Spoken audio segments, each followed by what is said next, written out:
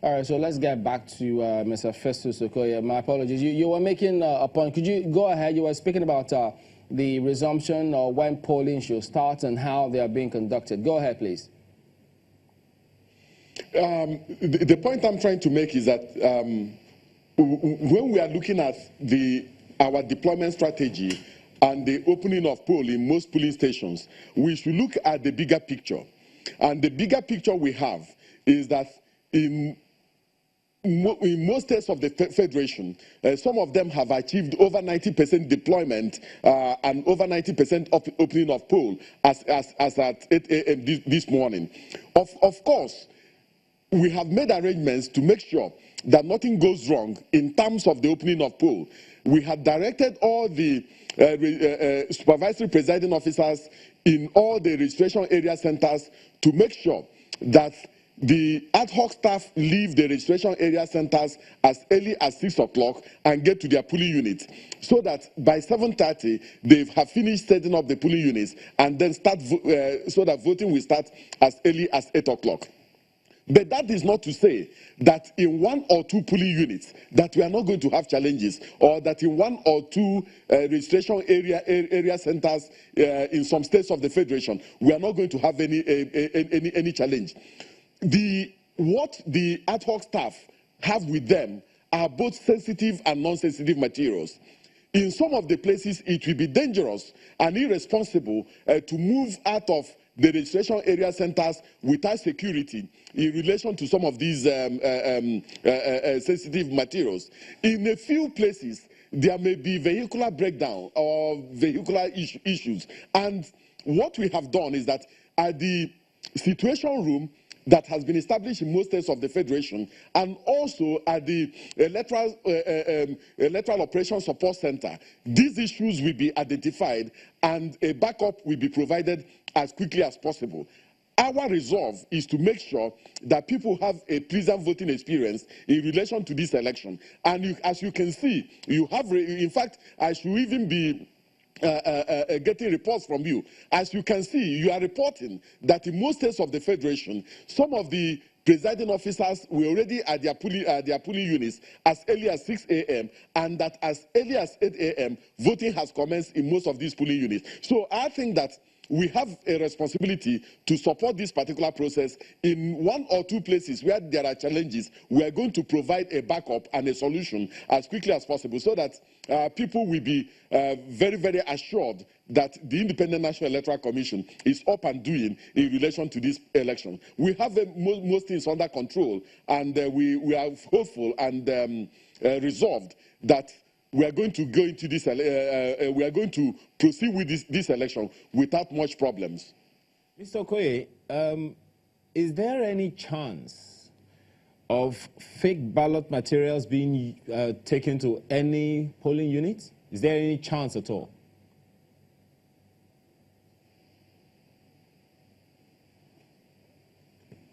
Mr. Okoye, is there any chance that fake ballot papers could be taken to any polling units at all?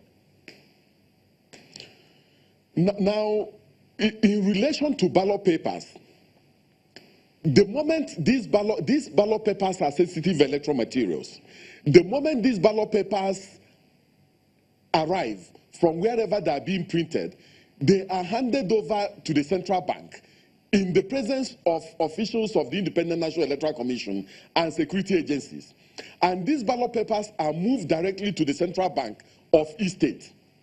Before the materials leave the central bank, the security agencies are invited, the media are invited, representatives of political parties are invited to come and take the serial number of these ballot papers in the order in which they were sealed.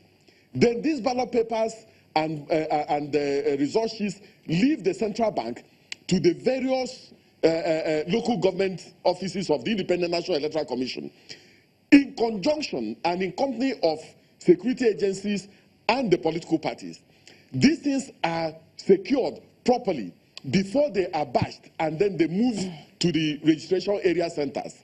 And the political parties at every point in time and the security agencies are involved in this process.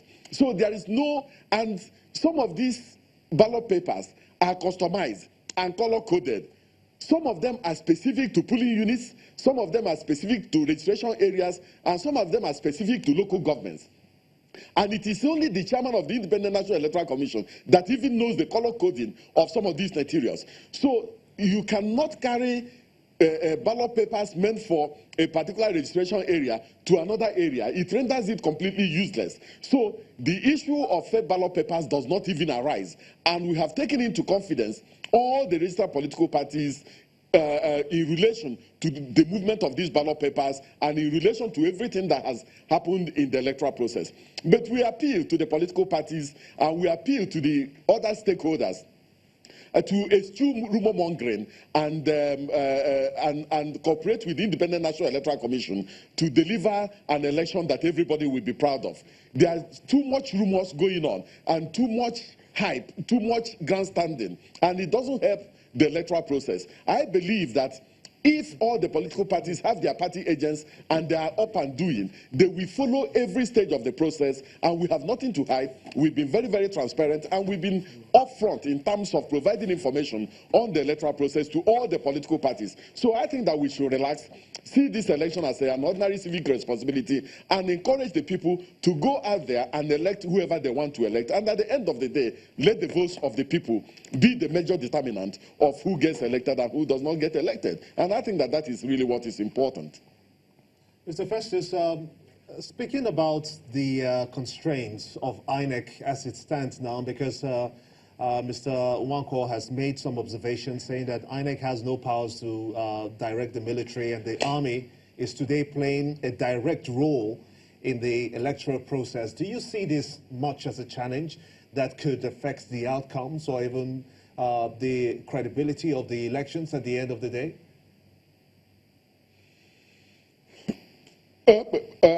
I think that one of the things we must recognize in our electoral process is that the Independent National Electoral Commission has been given the opportunity and the role of organizing and superintending elections. Coterminous to that, in the electoral process, there are other agencies and other commissions that also play one role or the other in relation to the success of the election, because it's like a chain. Now, it is the responsibility of the Nigerian police force as the lead agency to provide security for the conduct of elections and to make sure that the environment is secured, both for the electoral officials, electoral materials, for the voters and people on other essential duties to get to their polling units and to get to their stations and do what they're supposed to do in relation to this election.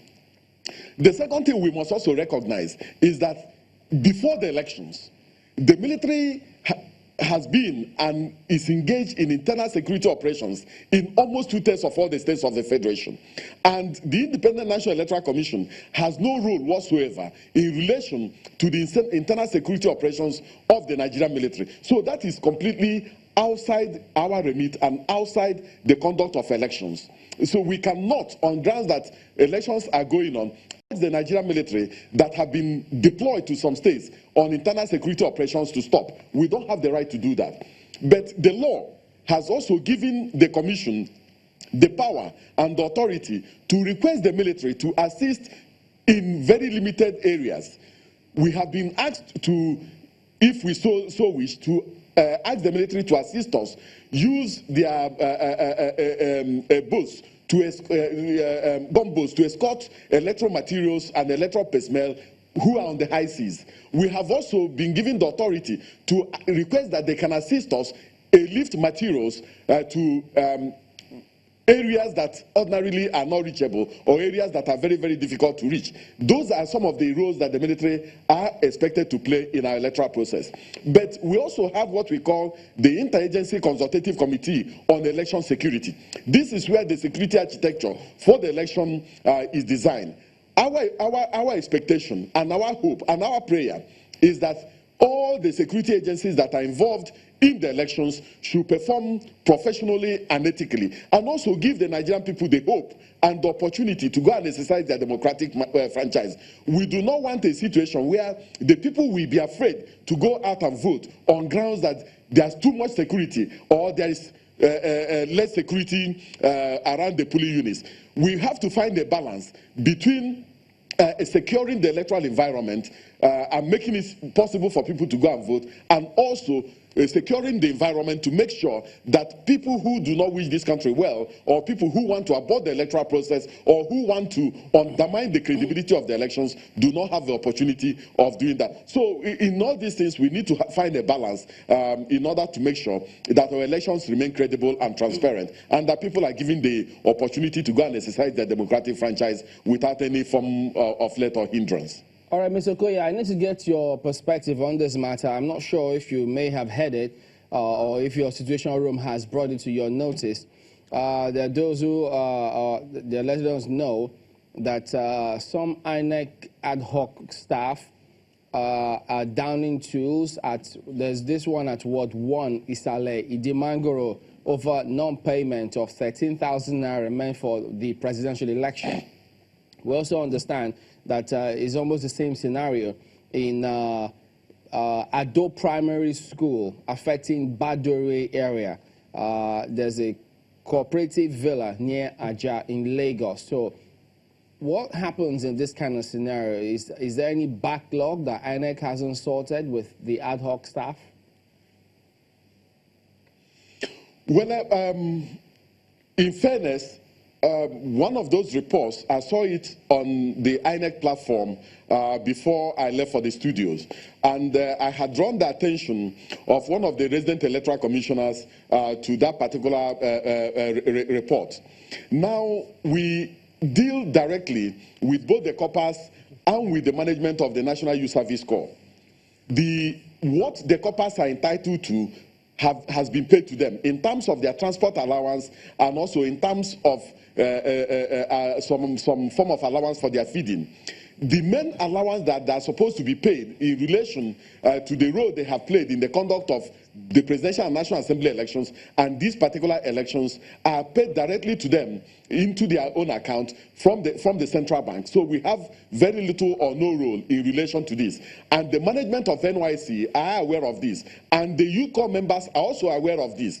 So my appeal to them is that they should, the management of NYC should explain very clearly and properly to them that we have nothing to do with the payment of the allowances, and that the allowances will be paid because the money is domiciled with the central bank and they submitted their account numbers, and these monies will be paid to them. And for some of them, they have already received this particular money in relation to the presidential and national assembly elections. Okay, Mr. Okoye, there's a consequence Mr. Okoye, could you give us just a moment to quickly go to Kano? Our correspondent Idris is waiting there to give us some feedback now, because of course we all know that Kano is supposed to be one of those states to watch, but hopefully there is no incident right now. Idris, please tell us anything new, what's going on right now?